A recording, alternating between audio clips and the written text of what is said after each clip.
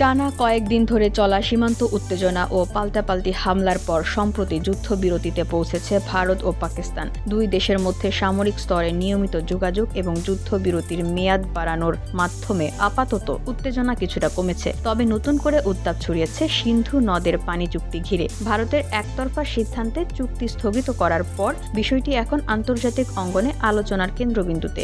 এই প্রেক্ষাপটে জাতিসংঘের এক গুরুত্বপূর্ণ বৈঠকে ভারতের বিরুদ্ধে তীব্র অবস্থান নিয়েছে পাকিস্তান। ইসলামাবাদের দাবি, ভারতের পদক্ষেপ কেবল আন্তর্জাতিক আইন লঙ্ঘন নয়, বরং তা কোটি কোটি মানুষের অস্তিত্বের জন্য হুমকি তৈরি করছে। রোববার পাকিস্তানের অন্যতম শীর্ষস্থানীয় সংবাদ মাধ্যম দ্য ডন তাদের প্রকাশিত এক প্রতিবেদন থেকে এ তথ্য জানা যায়। প্রতিবেদনে বলা হয়, স্থানীয় সময় শুক্রবার জাতিসংঘের সশস্ত্র সংঘাতে প্রাণী সম্পদ সুরক্ষা শীর্ষক একটি বৈঠকে পাকিস্তান তাদের উদ্বেগ প্রকাশ করে। সেখানে জাতিসংঘে পাকিস্তানের ডেপুটি স্থায়ী প্রতিনিধি উসমান জাদুন বলেন, ভারতের এই একতরফা সিদ্ধান্ত আন্তর্জাতিক আইন, মানবাধিকার আইন এবং চুক্তির আইনের গুরুতর লঙ্ঘন। বসুন্ধরা, উত্তরা, বনশ্রী, কুড়িল ও বাড্ডা সহ রাজধানীর বিভিন্ন স্থানে অভিজাত ও অত্যাধুনিক মানের ফ্ল্যাট কেনার এক নির্ভরযোগ্য প্রতিষ্ঠান pleasant properties limited.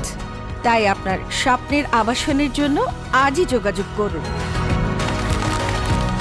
Pleasant properties limited, where destiny matures eventually.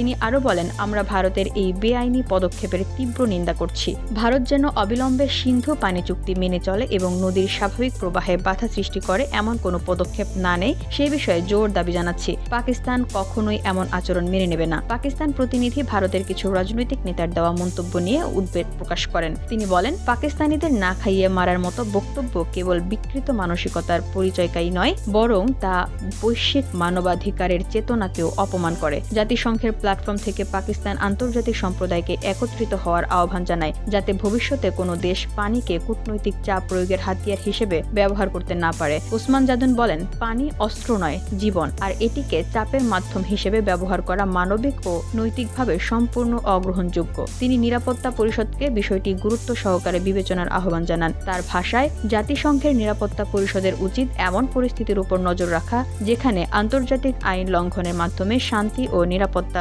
বিপন্ন হতে পারে। VOD Bangla news desk.